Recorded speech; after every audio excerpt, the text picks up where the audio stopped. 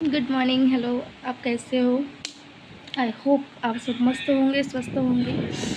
अभी मैंने जो एंशंट इंडियन हिस्ट्री है वो शुरू कर चुकी हूँ। और इसमें मैंने देखा तो मेरे को पता नहीं था कि इसमें वो लोग एमसीक्यू भी लेते हैं करके। तो एमसीक्यू की एग्ज़ामिनेशन भी हो रही है, एग्ज़ामिन हो रहे हैं एमसीक्यू। तो ये भी एक गुड पॉइंट है हमारे लिए। पता नहीं यार ये कब होगा। 7 आवर्स का तो हो चुका है मेरा लेक्चर कंप्लीट, मतलब लगभग 7 चैप्टर्स। पता नहीं मतलब 7 नहीं, 9 चैप्टर के आसपास।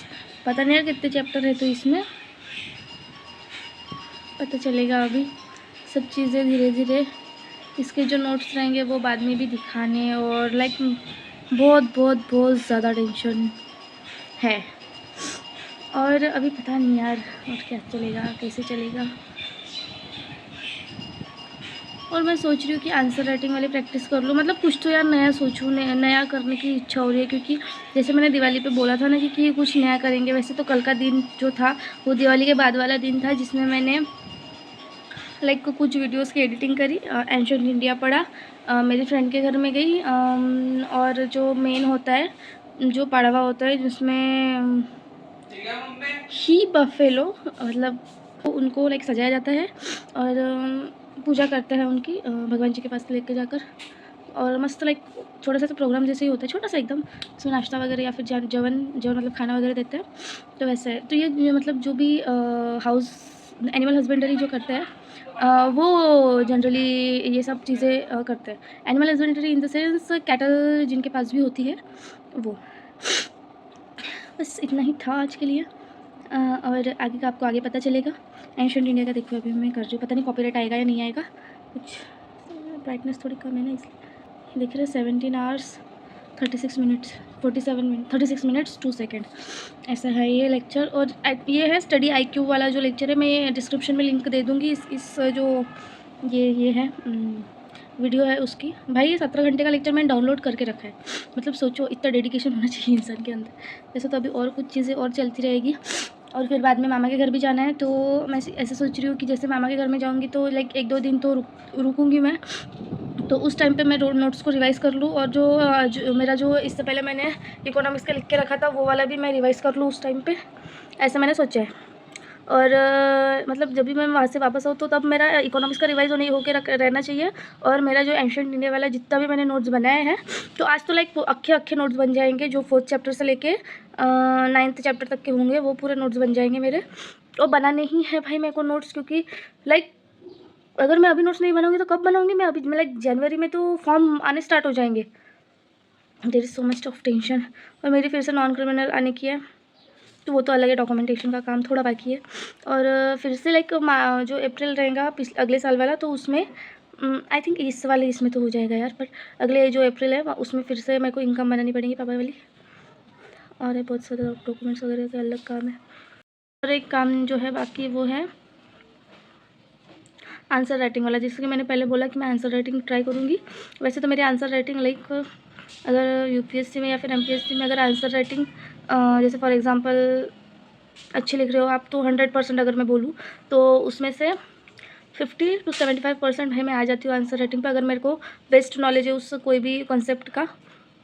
भाई मेरी आंसर राइटिंग अच्छी है, क्योंकि अभी इंग्लिश क्लासेस भी लगाई थी ना मैंने, तो उसमें ना न्यू वर्ड्स न्यू और बहुत चीज़ें जैसे कि न्यू है। और क्योंकि मेरे दिमाग में बहुत प्रोसेसिंग चलती ही रहती है कि इसके बाद क्या लिखूँ, इसके बाद क्या लिखूँ करके। बस ना वो एक चीज़ है जो कि इन सब चीज़ों में इंपॉर्टेंट होती है, जैसे कि आंसर राइटिंग में वो चीज़ है कि आप ना मतलब जो आंसर लिख रहे हो उसको उतने वर्ड्स में लिखो करके।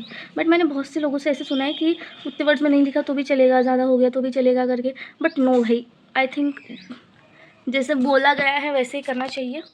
इसलिए वैसे तो अभी सब कुछ चीज़ें पता चलेगी। और मैं आपको जैसे मैं करंट अफेयर्स पे भी चालू करने वाली हूँ।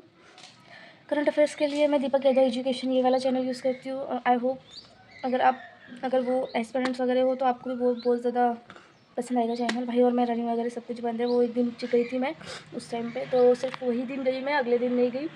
तो अभी देखूँगी यार 1-2 दिन में चालू ही करना पड़ेगा। कल से ही चालू कर दूँगी रनिंग का। क्योंकि भाई देखो, अगर आप सुबह में जाके रनिंग वगैरह करते हो ना तो आपका थोड़ा मूड फ्रेश रहता है। एकदम इच्छा होती है आपको थोड़े काम वगैरह करने की, थोड़ा काम काम CALM काम रहने की और KAM काम करने की। बस। और ना और एक क्वेश्चन था मेरा, जैसे MPSC के लिए मैंने ना SS गाठाड़ की एक बुक ली थी, वो मैं पढ़ रही हूँ, मतलब आधी से ज़्यादा मैं पढ़ चुकी हूँ और मेरे को बहुत सी चीज़ें उसमें से समझ में आई। जैसे फॉर एग्जांपल जो वो ना मेजरली महाराष्ट्र के लिए है, SS गाठाड़ वाली बुक। आई नो यार, MPSC के जो भी स्टूडेंट होंगे उनको तो पता ही होगा ये सब चीज़ें। तो मतलब हाँ, तो वो थी एक बुक, तो उसमें मैंने पढ़ा 75% के आसपास, आधे से ज़्यादा, मतलब 75% 60% के आसपास। तो मतलब अभी थोड़ा वक्त हो गया उसको मतलब वक्त हो चुका है, उसको मैंने वहाँ तक के पढ़ा था वो, तो मेरे को अभी उतना ज़्यादा याद नहीं है, बट मैं उसमें एक छोटी सी क्विक रिवीजन कर लूँ तो मेरे को मतलब जम जाएगा वो, तो वो भी करना बाकी है। पता नहीं यार, 2-3 दिनों में तो मेरे को कंप्लीट करने का ही है। और मेरे को लाइक वो 17 आवर्स वाला लेक्चर अभी तो लाइक नहीं रुकना है, वो 17 आवर्स वाला पहले लेक्चर कंप्लीट करना है भाई। एक नहीं, 20-25 दिनों से मैं वो एक लेक्चर कर रही हूँ, मतलब 17 आवर्स वाला, मतलब समझ रहे हो आप। उसको 2 से 3 दिन में ज़्यादा से ज़्यादा एक हफ्ते में कंप्लीट होना चाहिए था, बट वो बहुत ज़्यादा खिंच गया है, देखेंगे अभी। और करंट अफेयर्स में भी मैं जो पूरा 1 घंटे का वो लेक्चर रहता है, पूर्ण 1 तासाचा, तर त्याला पण मला करायचं आहे। बस। और जो मैंने बोला यार, मैं कन्फ्यूज़ हो रही हूँ। हाँ, जो मैंने बोला था कि वो SS गाठाड़ वाली बुक, तो आपको पता ही होगा वो बुक, अगर आप हो मतलब MPSC वाले एस्पिरेंट हो तो लाइक मैं NCERT कर रही हूँ हिस्ट्री वाली, SS गाठाड़ वाली, वो आधुनिक भारताचा इतिहास वो वाली, मतलब वो मॉडर्न हिस्ट्री वाली बुक है। और थर्ड में और एक मेरे को सोर्स लेना है, जिससे मैं लाइक स्टैंडर्ड बुक जो होती है हिस्ट्री की, वो बहुत से लोग बोलते हैं कि बिपिन चंद्र वाली लो या फिर कोई और लो, तो मेरे पास एक है जो बिपिन चंद्र वगैरह वाली, जो मैंने इससे पहले बोला था कि जिसमें वर्ड्स है जो बहुत ज़्यादा हार्ड वर्ड्स है, उसे पढ़ने में नहीं होता, मेरे को गूगल लेके बैठना पड़ता है उसके लिए, क्योंकि भाई डिक्शनरी नहीं है मेरे पास। और एक थी, मतलब लाइक इतनी बड़ी थी वो पेजेस उसके, ये एक डिक्शनरी है मेरे पास है जो सर ने दी थी मेरे को, बट पता नहीं वो मतलब उस तरीके से वो यूज़ में आ जाएंगी या नहीं आ जाएंगी, मेरे को देखना पड़ेगा वो चीज़। तो ऐसी सब चीज़ें हैं, तो पता नहीं अभी। आई थिंक जैसे जैसे मैं और आगे बढ़ूँगी और आगे करूँगी, वैसे वैसे मेरे को और नॉलेज आएगा, उस तरीके से मैं और आगे डिसीजंस लूँगी, ऐसा मुझे लगता है। क्योंकि अभी तक मैंने जो भी डिसीजंस लिए हैं वो उसके बेस पे ही लिए, जो भी स्टडीज़ में डिसीजन लिए हैं।